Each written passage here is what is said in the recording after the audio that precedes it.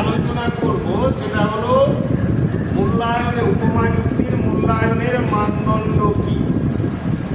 মূল্যায়নের মানদণ্ড ব্যাপারটা অবৈজ্ঞানিক আলোচনা করতে গিয়ে আমরা বলেছিলাম তো উপমা যুক্তির মূল্যায়নের মানদণ্ড যেসব বিষয়ের উপর নির্ভর করে সেগুলি হলো নম্বর 1 হেতুবাক্যে কথিত দৃষ্টান্তের সাদৃশ্য।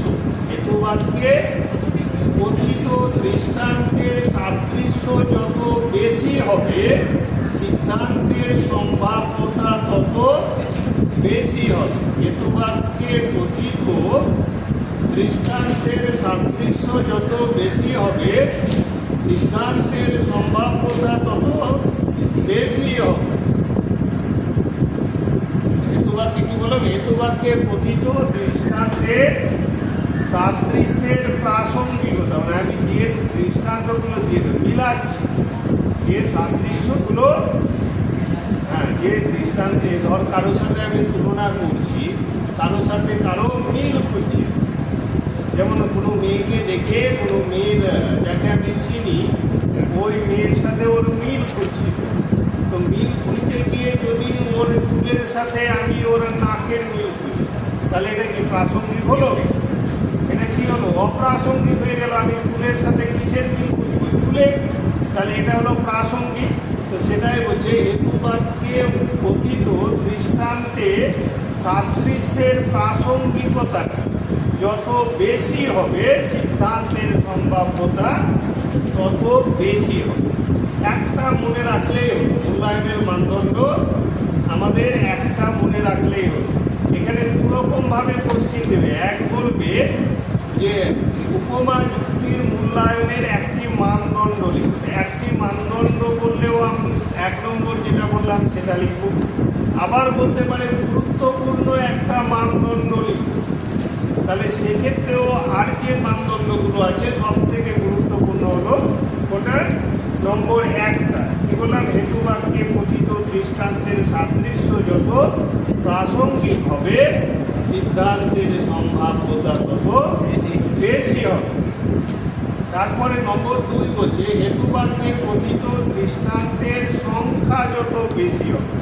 যে দৃষ্টান্ত বা সাদৃশ্যগুলো দেখছি, একটা দেখলে সিদ্ধান্ত নিশ্চয়তা যত বেশি হবে, আমরা যদি 1-এর বেশি দেখি তাহলে নিশ্চয়তা তার থেকে বেশি হবে, নাকি? ওই জন্য বলছে হেতুবাক্যে কথিত দৃষ্টান্তের সংখ্যা যত বেশি হবে সিদ্ধান্তের সম্ভাব্যতা তত বেশি হবে। তারপরে আরও একটা মানদণ্ড, এমনি আমি মনে রাখার জন্য বলে দিলাম তোদের, আমরা আবার বলছি একটা মনে রাখলেই হলো। 1 নম্বরটা গুরুত্বপূর্ণ। আবার যদি বলে একটা মানদণ্ড লিখো তাহলে 1 নম্বরটা লিখলেই হলো। তো ওই জন্য একটাই শুধু মাথায় রাখবো আমাদের। তবে কোনো ক্ষেত্রে যদি এইভাবে কোশ্চিন দেই যে নিচে বিবৃতিগুলির মধ্যে কোনটা উপমা যুক্তির মানদণ্ড নয়, যদি এইভাবে কোশ্চিন দেই যে 4টা অপশন দিয়েছে, দিয়ে তোকে ঠিক করতে বলছে এদের মধ্যে কোনটা উপমা যুক্তির মূল্যায়নের মানদণ্ড নয়, তাহলে সেক্ষেত্রে কিন্তু সবগুলো মানদণ্ড মাথায় রাখা উচিত। তবে এরকম কোশ্চিন হয়, বললাম এখন পর্যন্ত হয়নি, হবে না এরকম ব্যাপার নয়, হতে পারে।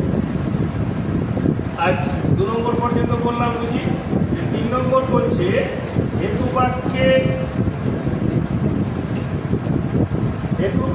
দেখা গুণের চেয়ে সিদ্ধান্তে আরোপ করা গুণ যদি কম হয়, হেতুবাক্যে দেখা গুণের চেয়ে সিদ্ধান্তে আরোপ করা গুণ যদি কম হয় তাহলে সিদ্ধান্তের সম্ভাব্যতা বেশি। বুঝা গেল না?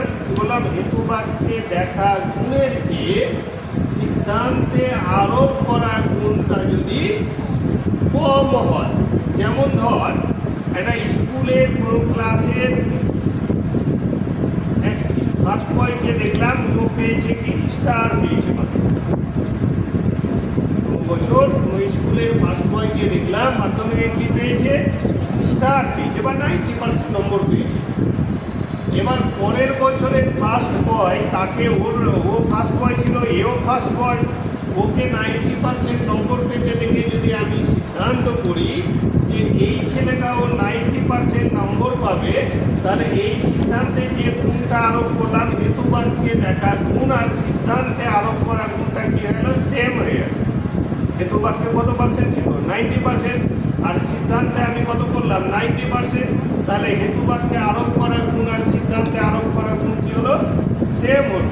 তো আমাদের এটাতে কি বললো, গুণটা যদি কম হয়, হেতু বাক্যে আরোপ করা গুণ থেকে সিদ্ধান্তে আরোপ করা গুণ যদি কম হয়, তাহলে সিদ্ধান্তের সম্ভাব্যতাটা কি বলেছে, বেশি হবে। অর্থাৎ 90% পেতে দেখেছিলাম আমি দাঁড়িয়ে ইয়ারের আগের ইয়ারের ফার্স্ট বয়কে, এটা দেখে যদি আমি পরের ইয়ারের ফার্স্ট বয়কে দেখে ভাবি যে আগের ইয়ারের ফার্স্ট বয় যেহেতু 90% নম্বর পেয়েছে, অতএব পরের ইয়ারের যে ফার্স্ট বয় আছে সেও যেহেতু ফার্স্ট বয়, অতএব সে কত পাবে, সে ফার্স্ট ডিভিশন। ফার্স্ট ডিভিশন মানে কত, 60%। তাহলে এখানে আমার ঠিক হওয়ার চান্সটা প্রায় অংশে আছে। বুঝতে পারলাম, ঠিক হওয়ার চান্সটা কি অবশ্যই বেশি। বুঝতে পারলাম না বলিনি। তো এই গেল মূল্যায়নের মানদণ্ড। আবার আমি বলছি, প্রথম মূল্যায়নের মানদণ্ডটা 1 নম্বর যেটা বললাম সেটা মনে রাখলে আমাদের মূল্যায়নের মানদণ্ড হয়ে যাবে। এবার আসে উপমা যুক্তিকে দুভাগে ভাগ করা হয়, একটা ভালো উপমা আর একটা মন্দ উপমা। যেটাই ভালো উপমা তারই আর এক নাম হচ্ছে সবল উপমা। উপমা বা ভালো মানে কি, উত্তম।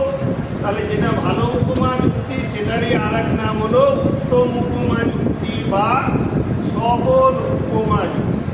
আসি কাকে বলে ভালো উপমা যুক্তি বা উত্তম উপমা যুক্তি কাকে বলে।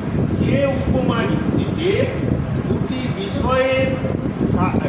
বিষয়ের মধ্যে গুরুত্বপূর্ণ ও প্রাসঙ্গিক সাদৃশ্যের ভিত্তিতে সিদ্ধান্ত করা। যে উপমা যুক্তিতে দুটি বিষয়ের মধ্যে কি করা হচ্ছে, গুরুত্বপূর্ণ ও প্রাসঙ্গিক সাদৃশ্যের ভিত্তিতে সিদ্ধান্ত করা হয়, তাকে ভালো উপমা বা উত্তম উপমা বা সবল উপমা যুক্তি বলে। উপমা যুক্তির শ্রেণী বিভাগ বলে কি দেবো, যে উপমা যুক্তিতে সাদৃশ্য করতে গেলে দুটো বিষয় লাগবেই, ওই জন্য বলি যে উপমা যুক্তিতে দুটি বিষয়ের মধ্যে কিভাবে সাদৃশ্য করছে, গুরুত্বপূর্ণ ও প্রাসঙ্গিক সাদৃশ্যের ভিত্তি। যে সাদৃশ্যগুলো করছে সেগুলো কেমন হবে, গুরুত্বপূর্ণ হবে, এবং সাদৃশ্যগুলো কি হবে, প্রাসঙ্গিক হবে। যেমন প্রাসঙ্গিক ব্যাপারটা একটু আগেই বললাম আমি, যে কারো আমি যদি কি হাতের সাথে কি মিলাই, পা মিলাই বা চুল মিলাই, তাহলে এটা কি প্রাসঙ্গিক নয়। প্রাসঙ্গিক হতে গেলে হাতের সাথে আমি কি মিলাবো, হাতই মিলাবো। সাদৃশ্যগুলো যদি প্রাসঙ্গিক হয় তাহলে সেই উপমা যুক্তিকে কোন উপমা যুক্তি বলে, ভালো উপমা যুক্তি। যেমন উদাহরণ হলো, রাম ও শ্যাম দুজনের রক্তে টিপে পাওয়া গেছে ম্যালেরিয়ার জীবাণু পাওয়া গেছে। রাম কুইনাইন খেয়ে ভালো হয়েছে, অতএব শ্যামও কুইনাইন খেয়ে ভালো। দুজনের রক্তে কিসের মিল পেলাম, ম্যালেরিয়া। দিয়ে আমি সিদ্ধান্ত করলাম, দেখলাম রাম কি খেয়ে ভালো হলো, কুইনাইন খেয়ে, অতএব সিদ্ধান্ত করলাম শ্যামও কুইনাইন খেয়ে ভালো হবে। যদি উপমা যুক্তির উদাহরণ বলে তাহলে এটাই দিব আমরা, রাম ও শ্যামলা। আবার যদি বলে ভালো উপমা যুক্তির একটা উদাহরণ দাও, তাহলেও আমরা লিখব রাম ও শ্যাম উভয়ের রক্তে ম্যালেরিয়ার জীবাণু পাওয়া গেছে, রাম কুইনাইন খেয়ে ভালো হয়েছে, অতএব শ্যামও কুইনাইন খেয়ে ভালো। এখানে কোশ্চিন হবে, এক তো বলবে ভালো উপমা যুক্তি কাকে বলে, তারপরে কোশ্চিন বলবে ভালো উপমা যুক্তির একটি উদাহরণ দাও। ভালো উপমা যুক্তির একটি উদাহরণ দাও। তারপরে প্রশ্ন দেবে ভালো উপমা যুক্তির ভিত্তি কি। উপমা যুক্তির ভিত্তি কি ছিল, সাদৃশ্য। ভালো উপমাতে কেমন সাদৃশ্য লাগবে বলেছে আমাদের, প্রাসঙ্গিক। তাহলে ভালো উপমা যুক্তির ভিত্তি কি, তখন উত্তর কি হবে, প্রাসঙ্গিক সাদৃশ্য। কেমন সাদৃশ্য বললাম, ভালো উপমা যুক্তির ভিত্তি কি, তাহলে উত্তর দেব প্রাসঙ্গিক সাদৃশ্য। এবার আছে মন্দ উপমা যুক্তি। ভালো উপমা যুক্তিটা কি হয়েছিল, গুরুত্বপূর্ণ আর কি প্রাসঙ্গিক সাদৃশ্যের ভিত্তি ভিত্তিতে সিদ্ধান্ত করা হয়েছিল। এখানে সংজ্ঞায় কি হবে, কম গুরুত্বপূর্ণ, মানে ভালো উপমা যুক্তি যতটা গুরুত্বপূর্ণ লাগে তার থেকে কেমন কম গুরুত্বপূর্ণ। আর ওখানে সাদৃশ্যটা কেমন ছিল, প্রাসঙ্গিক, এখানে হবে অপ্রাসঙ্গিক। তাহলে সেম সংজ্ঞা, যে উপমা যুক্তিতে দুটি বিষয়ের মধ্যে কম গুরুত্বপূর্ণ ও অপ্রাসঙ্গিক সাদৃশ্যের ভিত্তিতে সিদ্ধান্ত করা হয় তাকেই বলা হয় মন্দ উপমা যুক্তি বা দুষ্ট উপমা যুক্তি বা দুর্বল উপমা যুক্তি। বোঝা গেল, যে উপমা যুক্তিতে দুটি বিষয়ের মধ্যে কম গুরুত্বপূর্ণ ও যেমন সাদৃশ্য অপ্রাসঙ্গিক সাদৃশ্যের ভিত্তিতে সিদ্ধান্ত করা হয় তাকেই বলা হয় মন্দ উপমা যুক্তি, বা সেটারই আর এক নাম হলো দুর্বল উপমা যুক্তি বা দুষ্ট উপমা যুক্তি। যেমন উদাহরণ লিখেছি, মানুষের জন্মবৃদ্ধি আছে, গাছেরও জন্মবৃদ্ধি আছে। মানুষকে জন্মাতে বড় হতে দেখছে, আমরা তেমনি কি গাছকেও জন্মাতে এবং বড় হতে দেখছি। দুজনেই জন্মবৃদ্ধি সাদৃশ্য লক্ষ্য করে যদি আমরা সিদ্ধান্ত করি যে মানুষের কি আছে, মানুষের চিন্তা শক্তি আছে, এই দিকে যদি ভাবি যে গাছেরও চিন্তা শক্তি আছে, তাহলে এই উপমা যুক্তিটা কেমন হচ্ছে, দুর্বল হচ্ছে, ভুল হয়ে যাচ্ছে। তাহলে এই উপমা যুক্তিটা কার উদাহরণ হয়ে যাবে তখন, মন্দ বা দুষ্ট উপমা যুক্তি উদাহরণ। উদাহরণটা আমি আরো একবার ক্লিয়ার করছি, মানুষের মতো গাছেরও জন্মবৃদ্ধি আছে, মানুষের মতো গাছেরও জন্মবৃদ্ধি আছে, মানুষের চিন্তা শক্তি আছে, অতএব গাছেরও চিন্তা শক্তি আছে। এখানেও সেম কোশ্চিন দিবে, মন্দ বা দুষ্ট উপমা যুক্তি কাকে বলে, উদাহরণ দাও। তারপরে প্রশ্ন করবে মন্দ উপমা যুক্তির ভিত্তি কি, তাহলে এর ভিত্তি কি, অপ্রাসঙ্গিক সাদৃশ্য। বা আরো একটা ইম্পর্টেন্ট কোশ্চিন হয়, ভালো ও মন্দ উপমা যুক্তির পার্থক্য। ভালো ও মন্দ উপমা যুক্তির পার্থক্য লিখো। সেক্ষেত্রে আমরা কি করব, ভালো উপমা আর মন্দ উপমা দুটোর সংজ্ঞা দিয়ে দেবো, বাস পার্থক্য হয়ে গেল। আরো একটা জিনিস আমরা আগেই আলোচনা করেছিলাম, উপমা যুক্তির ভিত্তি কি, তো আমরা কি বলেছিলাম, সাদৃশ্য। কিন্তু অপশনে যদি দেখি সাদৃশ্য নেই, আছে প্রাসঙ্গিক সাদৃশ্য, অপ্রাসঙ্গিক সাদৃশ্য, এরকম আরও দু একটা কিছু আছে।